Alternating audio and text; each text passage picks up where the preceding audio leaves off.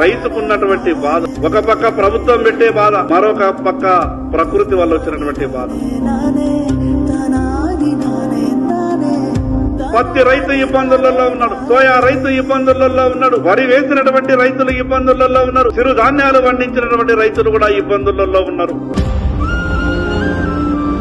ఈరోజు ఫసల్ బీమా ఈ రాష్ట్రంలో అమలు చెయ్యనందున ఈ రాష్ట్ర రైతాంగం అంతా నష్టపోయింది. దానికి ప్రభుత్వమే పూర్తి బాధ్యత వహించాల. ఈ రాష్ట్రంలో సమస్యలన్నీ కూడా గాలికి వదిలేసింది. ఈ రాష్ట్ర ప్రభుత్వ అడ్మినిస్ట్రేషన్ అంతా కూడా ఫెయిల్ అయింది. ఎక్కడ ఏ సమస్య గురించి కూడా ప్రభుత్వం పట్టించుకునేటటువంటి పరిస్థితి లేదు. ఎకరానికి 10,000 రూపాయలు పరిహారం ఇస్తామని జిల్లాల పర్యటనలకు వెళ్లినటువంటి మంత్రులంతా కూడా స్టేట్మెంట్లు ఇచ్చారు. ఈ రోజు నష్టం జరిగి 2 నెలలు దాటిపోయింది, కానీ ఒక్క రూపాయి కూడా ఏ రైతు ఖాతాలో పరిహారం రాలేదు.